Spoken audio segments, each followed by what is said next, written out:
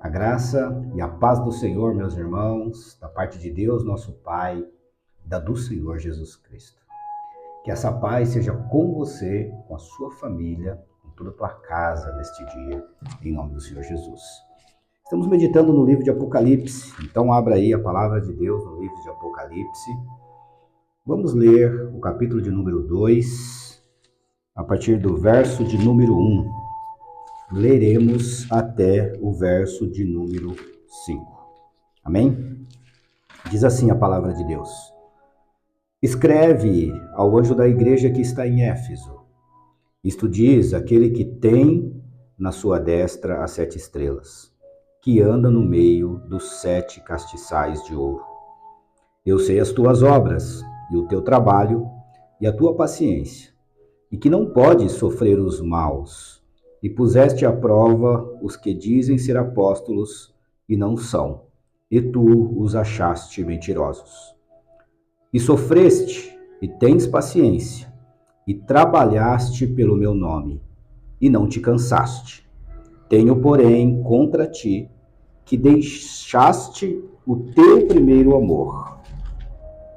Lembra-te, pois, de onde caíste, e arrepende-te, e pratica as primeiras obras, quando não brevemente a te virei, e tirarei do seu lugar o teu castiçal, se não te arrependeres.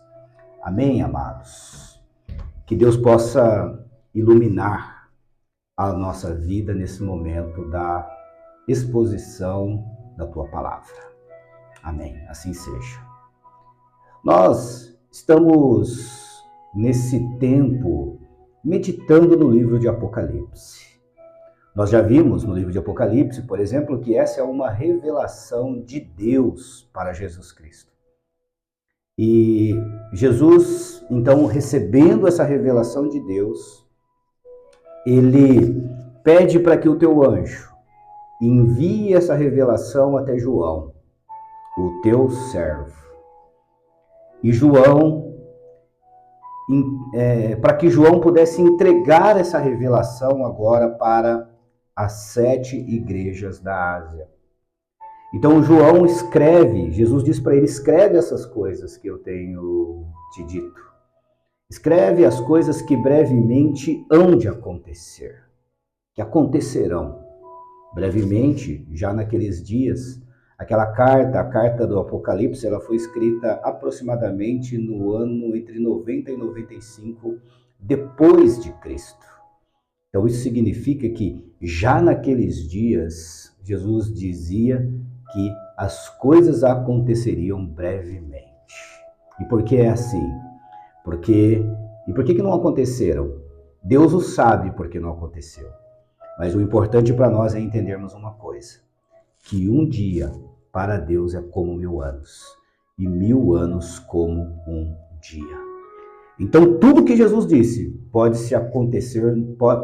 começar a acontecer no próximo minuto. Então por isso temos que estar preparados. Por isso precisamos estar preparados para esta palavra. Temos que estar firmes, temos que estar vigilantes nesta palavra. Porque Jesus disse para João que bem-aventurado não é só aquele que ouve, e não só aquele que lê as palavras desta profecia, mas também aquele que as guarda. Mas também aquele que guarda a palavra de Deus. Ou seja, guardar a palavra de Deus é viver a palavra de Deus.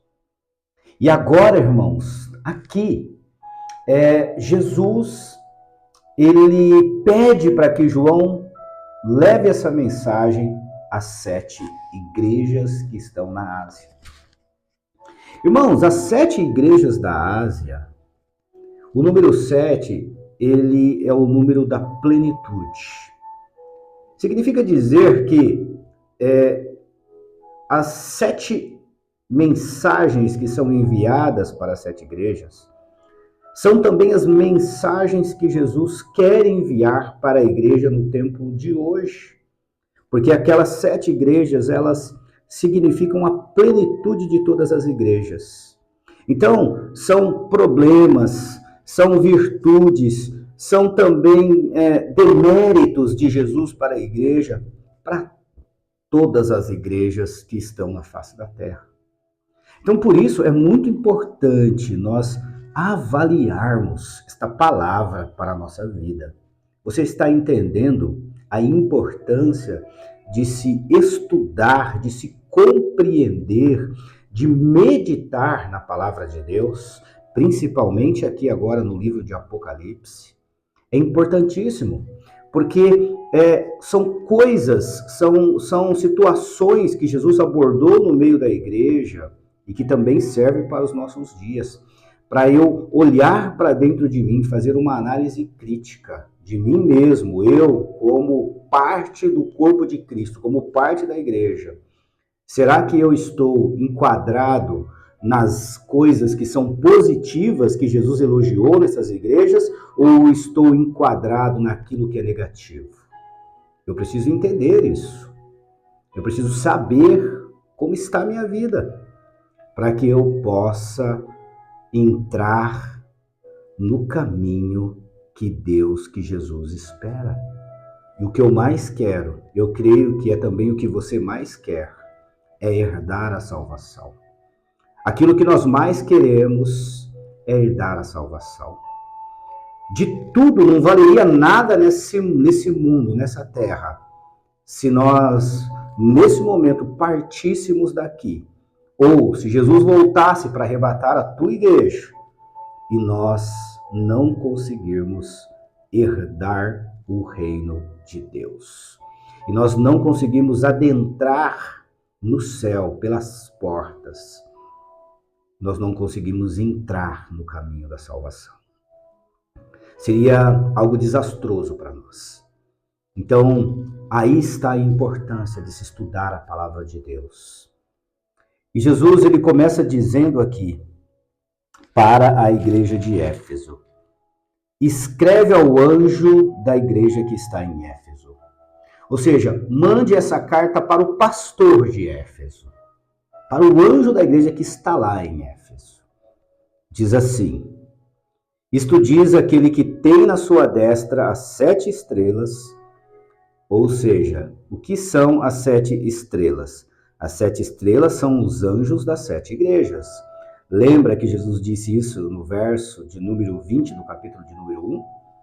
Ele diz que as 7 estrelas são os anjos das 7 igrejas. E o anjo da igreja nós sabemos que são os pastores. A palavra de Deus diz que o pastor é o anjo da igreja. Então, para quem que Jesus mandou João entregar essas mensagens? Para os pastores das 7 igrejas. E por que para os pastores? Porque os pastores são responsáveis pela igreja. Jesus deixou os pastores responsáveis para pastorear a igreja de Deus. Os pastores não são donos da igreja. O dono da igreja só existe um e é Cristo. Mas os pastores são os responsáveis por arrebanhá-los, ou seja, pastorear a igreja de Deus. E por isso Jesus está mandando a carta para eles. E olha o que Jesus diz para o pastor de Éfeso.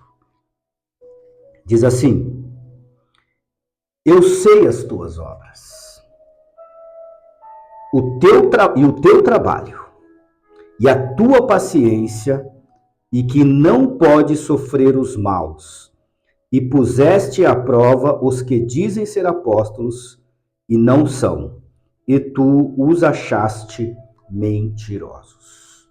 Bom, nesse primeiro momento, Jesus está pontuando algumas coisas importantes para o pastor de Éfeso. Eu sei as tuas obras, eu sei o teu trabalho, e também sei da tua paciência. Irmãos, você já parou para pensar que a igreja, ela está sendo supervisionada por Cristo 24 horas? A igreja está sendo monitorada por câmeras celestiais.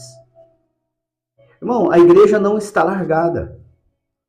A igreja não está abandonada. A igreja está sendo vigiada em todo o tempo pelo Senhor. E ele diz aqui para o pastor de Éfeso: eu sei as tuas obras. Eu sei o que vocês fazem.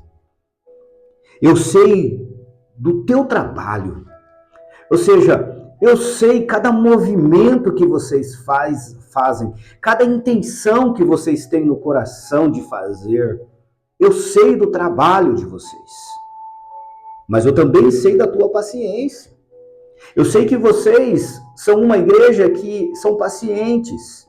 Eu sei que vocês são longânimos. Eu sei que vocês não agem por impulso. Eu sei que vocês agem na direção. Eu sei que vocês têm fé, por isso perseveram. Jesus está dizendo: eu sei da tua paciência. Paciência é perseverança. Só é paciente quem persevera. Ele está dizendo aqui, e que não pode sofrer os maus. A igreja de Éfeso era uma igreja que não compactuava com os maus. A igreja de Éfeso era uma igreja que não compactuava com erros, que não compactuava com coisas que estavam fora da vontade de Deus, fora da palavra de Deus. A igreja de Éfeso era uma igreja bíblica. A igreja de Éfeso era uma igreja realmente que estava fundamentada na palavra de Deus e na vontade de Deus. Então Jesus está dizendo: eu sei que vocês não podem sofrer os maus. E ele diz aqui, logo em seguida: e puseste à prova os que dizem ser apóstolos e não são, e tu os achaste mentirosos.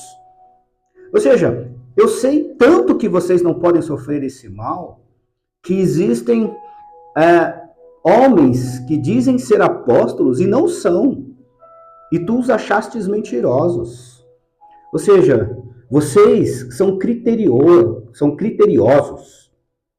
Vocês são realmente dirigidos pelo Espírito, porque vocês sabem que tem homens no meio de vocês que se dizem ser apóstolos e não o são.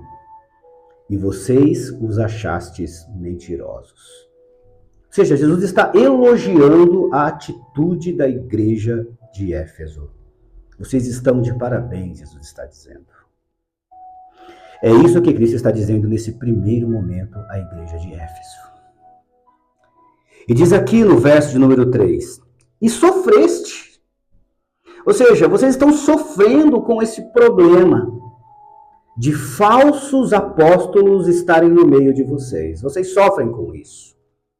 E tens paciência. Vocês têm paciência. Vocês sabem lidar com a situação. Vocês são pacientes. E trabalhaste pelo meu nome. Vocês também trabalham pelo meu nome, Jesus está dizendo ao pastor de Éfeso. Vocês são trabalhadores. Vocês realmente me honram. Vocês estão trabalhando pelo meu nome. Vocês estão cuidando do meu nome no meio de vocês. Isso é maravilhoso. E não te cansaste. Ou seja, a igreja de Éfeso era uma igreja que trabalhava pelo nome de Cristo. E era uma igreja incansável. Era uma igreja incansável. Era uma igreja que estava ali, plantada naquele lugar, realmente para glorificar o nome do Senhor. Para glorificar o nome de Deus. E eles não se cansavam de trabalhar pelo nome de Jesus. Que maravilhoso, irmãos. Que maravilhoso isso. Porém, no verso 4, Jesus ele disse algo que ele não poderia deixar de dizer. Irmãos, o maravilhoso em Jesus é que ele não está preocupado só em nos elogiar. Ele não está só preocupado em aumentar alavancar a nossa autoestima. Não. Ele está preocupado com a nossa alma.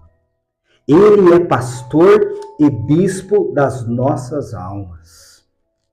E Jesus também, ele diz assim no verso número 4: tenho, porém, ou seja, no meio de tudo isso de bom que vocês estão fazendo, tenho, porém, contra ti. Bom, eu disse antes, Jesus está dizendo para eles, uns versículos antes, eu disse tudo o que eu tenho a favor de vocês. Vocês, eu conheço as obras de vocês. Conheço o trabalho de vocês. Conheço a paciência que vocês têm. Sei que vocês não podem sofrer os maus. Sei que vocês põem à prova aqueles que se dizem ser apóstolos e não são. Sei que vocês os achastes mentirosos. Sei que vocês sofrem por causa disso e têm paciência. Sei que vocês sempre trabalhaste pelo meu nome e não te cansaste. No meio de tudo isso de bom, eu tenho uma coisa contra ti. Olha como Deus é maravilhoso. Olha como o amor de Deus por nós, ele é maravilhoso. Jesus, ele nos elogia, mas ele também nos repreende, irmãos. Ele também nos repreende porque nos ama. Sabe, quão bom é você ser repreendido quando você está errado. Quão bom é os seus olhos serem abertos quando você está cego, está caminhando para o abismo. Quão bom esse pastor que é Jesus, bispo e pastor das nossas almas, ele está preocupado com a nossa alma. Ele está preocupado com a nossa salvação. Ele não está só preocupado com o nosso momento atual. Ele está preocupado com o nosso presente, com o nosso passado e com o nosso futuro. Ele sabe de tudo. Ele está preocupado com o nosso futuro. O que vem pela frente também é importante. Então, como você está hoje? Como eu estou hoje? Como nós estamos hoje, presente, nesse dado momento, nesse presente? Jesus está falando assim: eu tenho algo contra vocês, que vocês deixaram o teu primeiro amor. Irmão, se Jesus está dizendo que tem primeiro, é porque tem outros amores consecutivos. Ele não diria que deixaste o primeiro se não tivesse o segundo, o terceiro. Às vezes, irmãos, a nossa vida ela é feita de fases. E tem fases que Jesus está dizendo para mim e para você que nós nunca deveríamos ter passado. Ele diz que esse primeiro amor deveríamos ter ficado nele. E o que é esse primeiro amor? O que está relacionado a esse primeiro amor? Eu creio que o verso de número 5, que é o último verso da nossa meditação nesse dia, ele nos responde isso. Preste atenção. Lembra-te, pois, de onde caíste, e arrepende-te, e pratica as primeiras obras. Opa! Então o nosso amor, o nosso primeiro amor, tem também a ver com as nossas primeiras obras. É isso que Jesus está dizendo, irmãos. Lembra-te do teu primeiro amor, das tuas primeiras obras, o que você fazia, como você se comportava, como você era. Lembra do dia que você entregou a tua vida para Jesus? Como era a tua vida? Como você agia? Como estava o seu estado de espírito? Você era uma pessoa alegre. Você era uma pessoa confiante. Você era uma pessoa que estava sendo plenamente abençoada por Deus. Você sentia o amor do Mestre. Você sentia Jesus te abraçando. Você sentia Jesus falando com você. Você sentia Jesus ministrando ao teu coração. Você se alegrava. Você queria falar deste amor. Você queria falar de Cristo para as pessoas, porque aquele Jesus havia perdoado os teus pecados. E você se sentia plenamente agradecido, porque você estava caminhando a passos largos para o inferno. Mas agora esse Jesus, ele te abraçou com seu amor. E você também, de forma recíproca, você também entregava esse amor. Você também exalava esse amor. Era recíproco da tua parte. Se ele entregava o teu amor para você, você também o amava. E você também o respeitava. E você também queria falar do seu amor para outras pessoas. Então, as suas primeiras obras eram obras que demonstravam o seu amor. Hoje, as minhas obras, elas demonstram o meu amor? Hoje, quem olha para mim, quem me vê, hoje as coisas que eu faço para Deus manifestam o meu amor por Deus, o meu amor por Jesus? É uma pergunta que eu preciso responder para mim mesmo. É uma pergunta que você deve fazer para você e você mesmo tem que responder para você mesmo. Não é para mim que você precisa responder. Não é para ninguém que você precisa responder. Mas você precisa responder para você. As minhas obras hoje, elas demonstram o meu amor por Deus. E essas obras são boas ou são más? Se essas obras são más, o amor por Deus está comprometido. Mas se as minhas obras têm sido boas obras, se as minhas obras têm sido como as primeiras obras, do dia que eu aceitei Jesus, elas continuam latentes dentro de mim, elas continuam operantes dentro de mim, então significa que o meu amor por Deus, o meu amor por Cristo está crescendo. Estou exalando o bom perfume de Cristo, como diz a palavra. Eu preciso entender isso, irmãos. Nós precisamos entender isso para a nossa vida. Nós precisamos fazer esta autoanálise da nossa vida e perguntarmos para nós mesmos como está o nosso primeiro amor. E ele diz aqui, e pratica as primeiras obras, quando não brevemente a ti virei, e tirarei do seu lugar o teu castiçal, se não te arrependeres. Jesus está falando, o que é o castiçal? O castiçal são as 7 igrejas. Jesus está falando assim, se vocês não se arrependerem, brevemente eu virei a ti, e tirarei do seu lugar o teu castiçal. Eu vou tirar a tua igreja do teu lugar, se não te arrependeres. Você está pensando que Jesus te tira da igreja? Não, Jesus tira a igreja de você. A igreja não tem por que existir se nós não quisermos manifestar o amor de Deus. A igreja, a essência da igreja é o amor. Jesus disse assim, nisso conhecereis que são os meus discípulos, se vos amardes uns aos outros como eu vos amei, diz o Senhor Jesus. O amor